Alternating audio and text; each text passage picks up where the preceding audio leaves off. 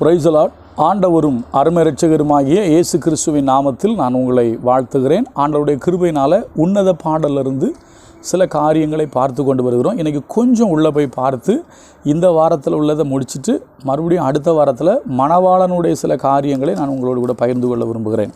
இது ஒரு முக்கியமான ஒரு இன்ட்ரெஸ்டிங்கான விஷயம் என்னென்னு கேட்டிங்கன்னா, இதில் ஒரு 3 இடத்துல மணவாளன் ஒரு வார்த்தையை சொல்லுவார்.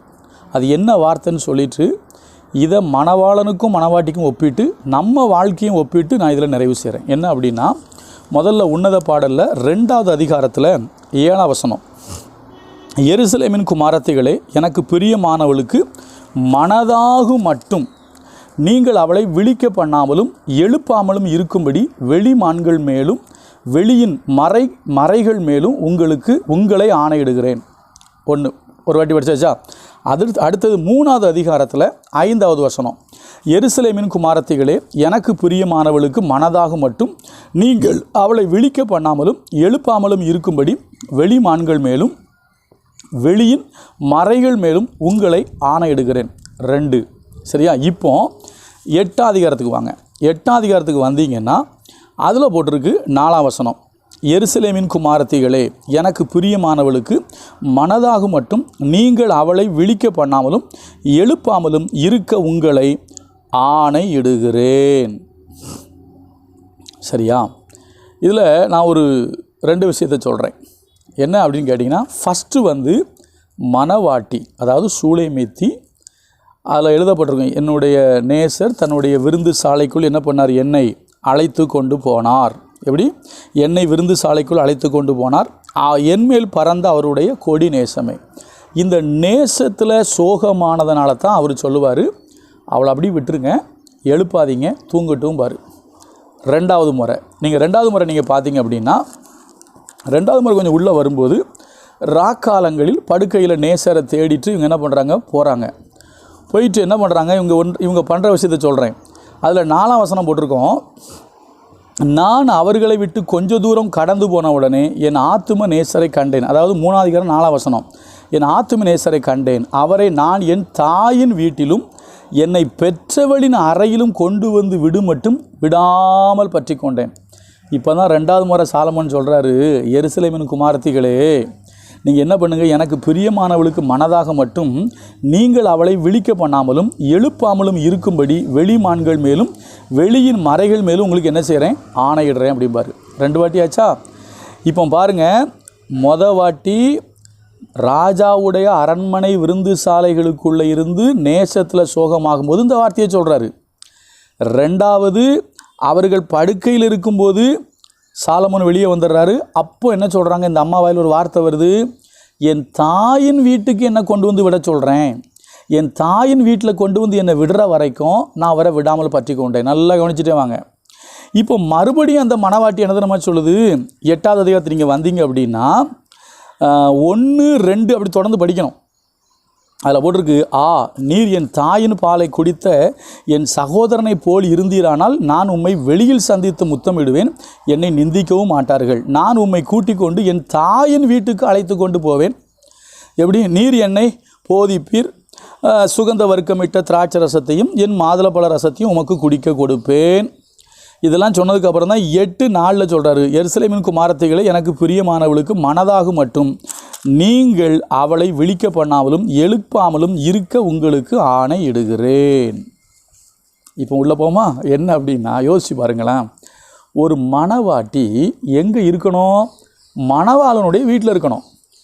முதல் 2 இடத்துலையும் நீங்கள் பார்த்தீங்க அப்படின்னா, ஃபஸ்ட்டு இடம் நேசருடைய அந்த விருந்து சாலைக்குள்ளே போய் நேசத்தில் சோகமாயாச்சு, அது ஓகே. 2வது அங்கே தான் அரண்மனையில் தான் அவங்க படுக்கையில் இருக்கிறாங்க. ஏன்னா அவர் திடீர்னு வெளியெல்லாம் போவார், ராஜா வெளியே போவார், வேஷம் போட்டுட்டு கூட போவார். நேசரை தேடியாச்சு, தேடி போய் பார்த்தாச்சுன்னா அங்கே என்ன இல்லை, யாரும் இல்லை, நேசரை கண்டுபிடிச்சாச்சு. நேசரை பார்த்தோன்னே என்ன பண்ணாங்களாம்? தாயின் வீட்டில் அதில் வசனம் போட்டிருக்கு, என்னை பெற்றவளின் ரூமுக்கு, எந்த ரூமுக்கு? அந்த வார்த்தையை பாருங்களாம், என் தாயின் வீட்டிலும் என்னை பெற்றவளின் அறையிலும் கொண்டு வந்து மட்டும் விடாமல் பற்றி கொண்டேன். அப்போ சூலேமித்தியோடைய பெற்றவ வீட்டுக்கு யாரை கூட்டிகிட்டு போகிறா? சாலமோனை கூட்டிகிட்டு போகிறா. கல்யாணம் முடிஞ்சால் எங்கே இருக்கணும்? மாப்பிள்ளை வீட்டில் தானே இருக்கணும். அதே போல் தான் மறுபடியும் சொல்கிறா, நான் உம்மை என் தாயின் வீட்டுக்கு, அதான் 8:2, நான் உம்மை கூட்டிக் கொண்டு என் தாயின் வீட்டுக்கு அழைத்து கொண்டு போவேன்.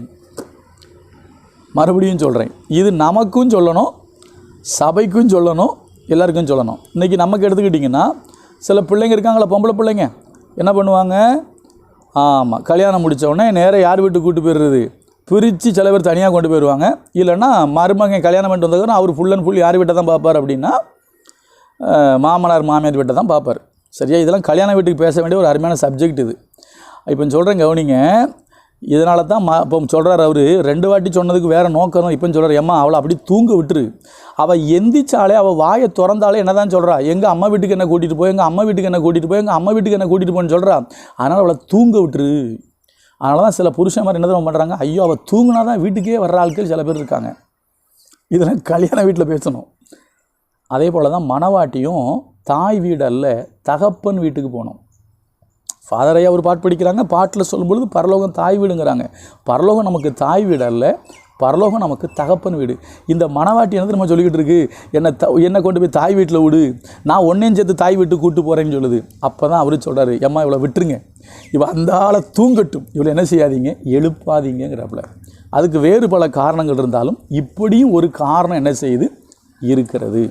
அப்போ நம்ம புரிந்து கொள்ள வேண்டிய செய்தி என்னென்னா, நான் என் தாய் வீட்டுக்கு அல்ல. ஏன்னா பைபிளே சொல்லுது, உன் தகப்பன் வீட்டை மணவாட்டியே நீ யாரை மறந்துடு, தகப்பன் வீட்டை மறந்துடு, அப்பொழுது ராஜா உன்னுடைய அழகில் பிரியப்படுவார். நீ பழசுகளை இழுக்காத, நீ கடந்த காலத்துக்கே கொண்டு போவாத, தகப்பன் வீட்டுக்கு வா, மணவாளனுடைய வீட்டுக்கு வா. அங்கேருந்து மணவாளையும் சேர்த்து கூட்டிகிட்டு மணவாளன்ட்டு சொல்கிறேன், நான் உன்னை எங்கள் அம்மா வீட்டுக்கு கூட்டிகிட்டு போயிடுவேன். யோசிங்க. சரியா? இதை கல்யாண வீட்டுக்கும் சொல்லணும், குடும்பத்துக்கும் சொல்லணும். பெண் பிள்ளைகள் அதே போல் ஆண் மக்களுக்கும் சொல்கிறேன், கல்யாணம் முடிஞ்சதுக்கப்புறம் ஒரே முட்டா மாமியார் வீட்டில் போய் கிடக்காதீங்க. சரியா? பைபிள் படி அப்படி போகக்கூடாது. சரியா? அதே போல் பொம்பளை பிள்ளைகளும் கல்யாணம் முடிச்சதுக்கப்புறம் உங்கள் புருஷன் வீட்டுக்கு போங்க, இங்கேயே கிடக்காதீங்க, எங்கள் அம்மா வீட்டுக்கே வந்துடு, எங்கள் அம்மாவோட ரூமில் கொண்டு என்ன விடு. அதனால தான் அவன் சொல்கிறான், அவளை தூங்க விட்டுரு. அதனால தான் நிறைய புருஷன் மாதிரி இந்த நிலைமையில் இருக்கிறாங்க. என்னதுமே சொல்கிறாங்க, ஐயோ என் பொண்டாட்டி தூங்கினதுக்கப்புறம் தான் என் வீட்டுக்கு போனோம், இந்த கொடுமை. கொஞ்சம் யோசிங்க. சரியா? அப்போது சபையும் அதே போல், சபை தாய் வீடு என்பது என்னுடைய பழசு, கணவன் வீடு தான் புதுசு, தகப்பன் வீடு. நமக்கு பரலோகம் தகப்பன் வீடு. சரியா? நம்ம மணவாளனுடைய வீட்டுக்கு போகணுமே தவிர நம்ம அம்மா வீட்டுக்கு மணவாளன் நினச்சிக்கூடாது, அழைச்சிட்டு போக கூடாது. அந்த 3ஐயும் படிங்க. 3 இடத்துல அந்த வார்த்தை சொல்கிறாரு, அவளை ஆணையிட்டு வேற சொல்கிறாரு. நேரம் இல்லை, அடுத்த வாரத்தில் மணவாளன் பேசின சில செய்திகளை, இது எல்லாமே மணவாளன் பேசுனது. ஆனால் யாரை பற்றினா மணவாட்டியை பற்றி. ஆனால் நேசத்தில் தான் சோகமாகறாங்க. ஆனால் அவர் சொல்கிறாரு, அதுக்கு சில விஷயங்கள் இருக்குது. நம்ம தொடர்ந்து பார்ப்போம். கர்த்தர் நமக்கு உதவி செய்வார். God bless you.